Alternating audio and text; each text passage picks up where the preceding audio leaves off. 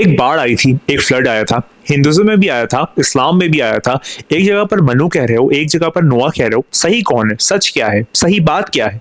उन दोनों में से कौन सही है? इस सब पे बात करने जा रहे हैं कि आखिर रियलिटी क्या है। आप वीडियो तो इस सब पे आज हम बात करेंगे। बात स्टार्ट कर रहे हैं तो आज हम लोग बात करने जा रहे हैं कि इस्लाम में भी और हिंदुइज्म में भी दोनों जो है एक बड़े फ्लड की बात करते हैं। एक ऐसी तूफान वाली आप कह लीजिए फ्लड आई थी जिसमें सब कुछ बर्बाद हो गया था। स्ट्रेट टू द टॉपिक चलते हैं और बात करते हैं कि सच्चा क्या है, सही बात क्या है, सही चीज कहाँ से आ रही है। बात स्टार्ट करते हैं। तो अगर मैं बात करूं तो हिंदुइज्म में जो है पहले इंसान को मनु कहा जाता है। मनु से मनुष्य बना है। मनुष्य जो है वो ह्यूमन को कहते हैं कि इंसान को हिंदी में मनुष्य कहा जाता है, पहली चीज। अब यहाँ पर बात आती है कि ये कहा जाता है कि एक बहुत मैसिव फ्लड आया था डिवाइन गाइडेंस के बाद, यानी कि एक डिवाइन गाइडेंस हुआ था। उसके बाद जो है वो एक बहुत मैसिव फ्लड आया था और उसके बाद पूरा एक फ्लड का पूरा एक स्टोरी लाइन है। इस्लाम में भी जो है अगर मैं बात करूं पैरेलली जो है वो नोआ का कॉन्सेप्ट आता है। नोआ यानी कि नू, प्रॉफिट नू अलैहिस्सलाम। अब वहां पर क्या आता है, ये कहा जाता है कि ये जो प्रॉफिट थे वो चोजन थे कि जो ह्यूमैनिटी को सेव करेंगे और एनिमल्स को सेव करेंगे एक बहुत बड़े फ्लड से। और फिर दोनों लोग जो हैं वो स्टोरीज चलती रहती हैं। तो मनुष्य की मनु वाली स्टोरी हिंदुइज्म में चलती है, इस्लाम में नोआ की यानी कि प्रॉफिट नू अलैहिस्सलाम की स्टोरी जो है वो चलती है। अब ये दो डिफरेंट कल्चर्स हैं, दो डिफरेंट टाइम पीरियड हैं, जो दो डिफरेंट बातें हैं। ये दो डिफरेंट बातों में से सही बात कौन सी है, थोड़ा सा इस पर और फोकस करते हैं। इतनी सिमिलरिटीज कैसे आ रही है? दोनों जगह पर फ्लड आ रहा है, दोनों जगह पर जो है वो शिप की बात हो रही है। इस पर मैं और डिटेल में बात करूंगा। दोनों जगह पर जो है वो बताया जा रहा है कि अब फ्लड आने वाला है, तुम जो है वो यहाँ से लेके इन सबको निकल जाओ। ये सारी बात जो है वो हो रही है। तो क्या ये कोइंसिडेंस है? क्या ये इत्तेफाक है? क्या ये बस for the sake of being हो गया है? क्या ऐसा होता है? इस पर थोड़ी सी बात कर लेते हैं। तो अगर मैं मनु की बात करूं डिटेल में, तो अगर मनु जो है वो एक फिश के जरिए जो है वो वॉर्न किया जाता है। फिश यानी कि मछली, मछली के जरिए जो है वो मनु को वॉर्न किया जाता है। कहा जाता है कि वो जो मछली थी वो विष्णु का अवतार था, यानी कि श्री विष्णु का जो अवतार था वो मछली थी कि जिसको मत्स्या कहा जाता है या मत्स्या कहा जाता है। और वहां पर जो है उसने खबर दी थी मनु को क्या कि बहुत बड़ा फ्लड जो है वो आने वाला है, इसलिए जो है तुम एक बोट बिल्ड करो, वहां पर जितने भी सीड्स हैं उसको जमा करो और इस कैटास्ट्रॉफी से वही बच पाएगा कि जो इस शिप में आ जाएगा और फिर तुम ह्यूमैनिटी की रेस को रीस्टार्ट करो। ये सारी बात जो है वो मत्स्या जो मछली है जो कि श्री विष्णु का अवतार होती है वो आके बताती है।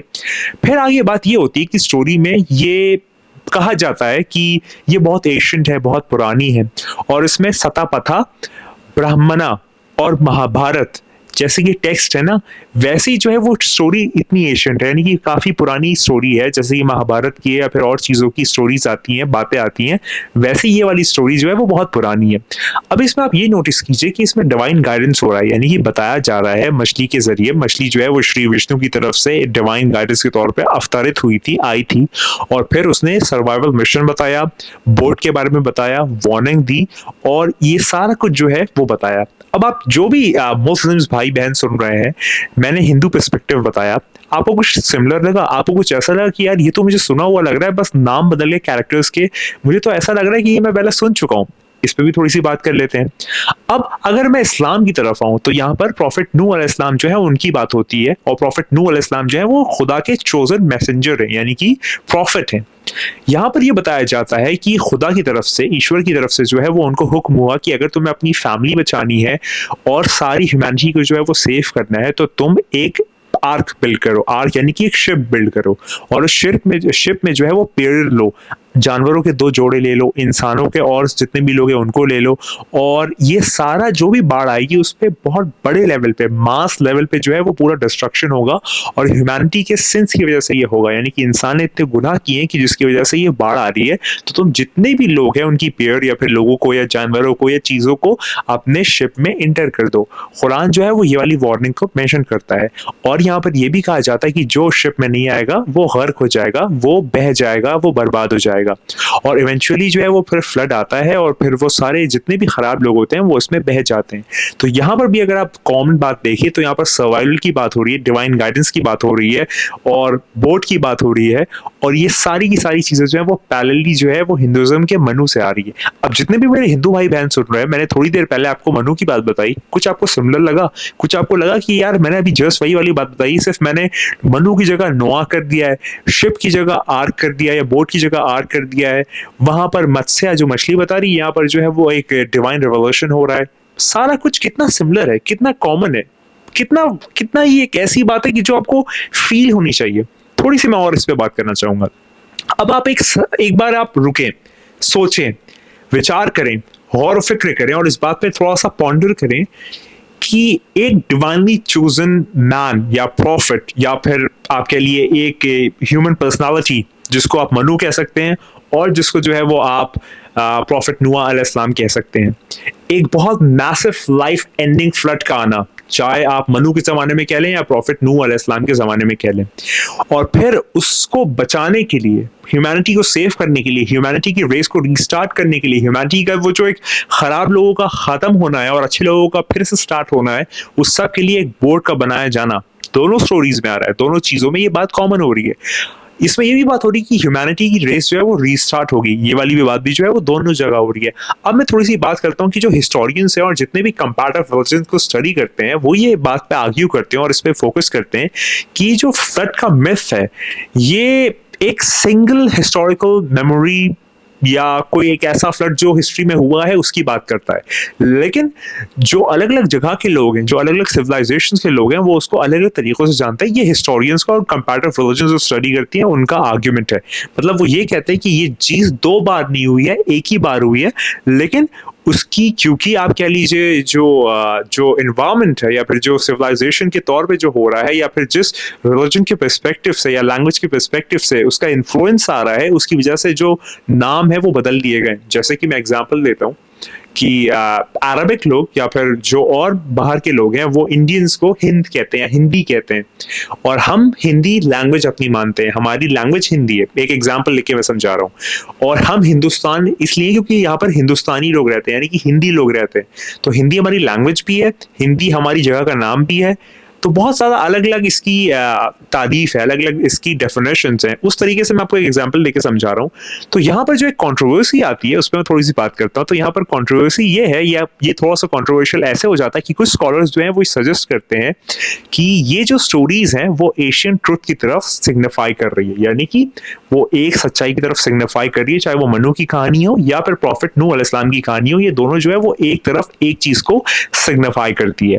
और हो सकता है कि कोई लॉस्ट इंट्रैक्शन हो सिविलाइजेशन के बीच में, यानी कि जो इंडियन सब कॉन्टिनेंट की सिविलाइजेशन है और जो मिडिल ईस्ट की या फिर जहां पे भी प्रॉफिट नूह अलैहिस्सलाम का बाढ़ आया था वहां की जो सिविलाइजेशन है उसमें कोई रेयर कनेक्शन है, लेकिन ओवर द टाइम वक्त की गर्ज से, वक्त की धूल से जो है वो कहीं छुप सा गया और अब दोनों अलग अलग फील होता है। लेकिन फिर भी उसमें हमको ये मालूम होता है कि कहीं ना कोई मियरली अटैचमेंट या फिर मियरली कुछ ऐसा दोनों के बीच में डिस्टिंक्शन है कि जो फील होता है कि जरूर है, क्योंकि वो एक है।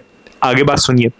अब जिस तरीके से कहानी बताई जा रही है या फिर वो जो एक यूनिवर्सल सिंबल बताया जा रहा है ह्यूमन सर्वाइवल का, और जिस टूल किट के थ्रू, यानी कि जो टूल यूज हो रहा है वो है शिप, डिवाइन गाइडेंस का आना, बताना, ये सारा कुछ जो है वो हमको ये बताता है कि जो ये सेक्रेड टेक्स्ट है वो सेपरेटली बात करते हैं डिफरेंट ज्योग्राफी की, डिफरेंट एनवायरनमेंट की, डिफरेंट रीजन की, लेकिन फिर भी इतनी आइडेंटिकल स्टोरीज कैसे आ रही हैं, फिर भी जो है वो इतनी कॉमन स्टोरीज कैसे आ रही हैं, फिर भी जो है वो इतना कॉमन बात ही कैसे आ जा रही है कि दोनों जगह फ्लड आ रहा है, दोनों जगह इंसान को बताया जा रहा है, दोनों जगह लोगों को शिप में बिठाया जा रहा है, दोनों जगह लोग जो है वो फिर से जो आते हैं शिप में बच जाते हैं और पूरी ह्यूमैनिटी की रेस जो है वो रीस्टार्ट होती है। तो क्या ये दो बार हुआ है?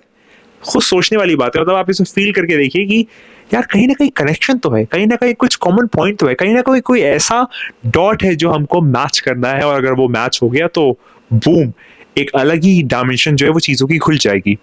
तो अगर मैं यहाँ पर बात करूँ, अगर मैं इंडिपेंडेंटली भी बात करूँ, इस स्टोरी को अगर मैं अलग रख के इंडिपेंडेंटली भी बात करूँ, तो हिडन ट्रेथ्स और हिडन फीचर्स, हिडन पैरामीटर्स और हमारी जो एशियंट बिलीफ है, अगर हम उसको कनेक्ट करते हैं तो कहीं ना कहीं सारी चीज़ें कॉमन मिलती है। मतलब ये मेरा फर्म बिलीफ है।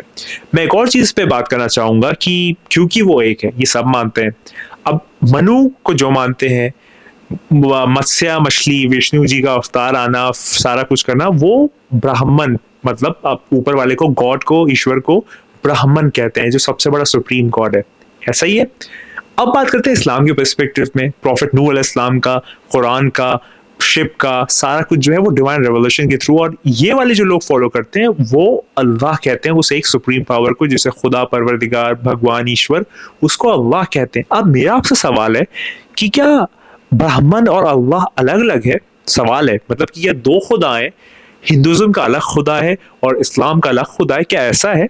सब कहेंगे नहीं वो एक है, बस वो एक है। आप अलग अलग नाम से जानते हो, अलग अलग पहचान से जानते हो, अलग अलग तरीके से मानते हो, अलग अलग डायमेंशंस को एक्सप्लोर करते हो, लेकिन वो एक जो है वो एक है, अनेक नहीं है। यही वाली बात है। इसी तरीके से अब उसका जो आखिरी आने वाला है एंड टाइम्स में, हिंदुइज्म के मानने वाले, मनु को मानने वाले, ब्राह्मण को मानने वाले, उसे कल की अवतार कहते हैं। प्रॉफिट नूह अलैहिस्सलाम को मानने वाले, आर्क को मानने वाले, कुरान को मानने वाले, अल्लाह को मानने वाले, उस आखिरी आने वाले को इमाम मेहदी अलैहिस्सलाम कहते हैं। अब आप ये बताइए कि क्या इमाम मेहदी अलैहिस्सलाम और कल की अवतार अलग है? अगर ये अलग है तो फिर अल्लाह और ब्राह्मण भी अलग है, और अगर वो दोनों अलग है तो फिर क्या इस पूरी क्रिएशन के दो क्रिएटर्स हैं? ये तो सब मानते हैं कि दो क्रिएटर्स नहीं है। तो अब आपको कहना पड़ेगा, अब आपको मानना पड़ेगा, अब आपको जानना पड़ेगा, अब आपको इसका एहसास करना पड़ेगा कि जब ब्राह्मण और अल्लाह अलग नहीं है, जब आपका ये आप कह लीजिए जो भी डिवाइन मैनिफेस्टेशंस आ रही हैं जिसमें आप कह लीजिए कल की अवतार और इमाम मेहदी अलग नहीं है, तो अब आप सोचिए, मैं आपको ये सवाल छोड़ के जा रहा हूँ कि क्या मनु और प्रॉफिट नूह अलैहिस्सलाम अलग है? सवाल है, छोड़ के जा रहा हूँ मैं। याद रखिए वो आने वाला है, और मैं हमेशा वही कहता हूँ जो मैं हमेशा कहता हूँ कि तू नहीं है, बस वह वही है। खुदा हाफिज।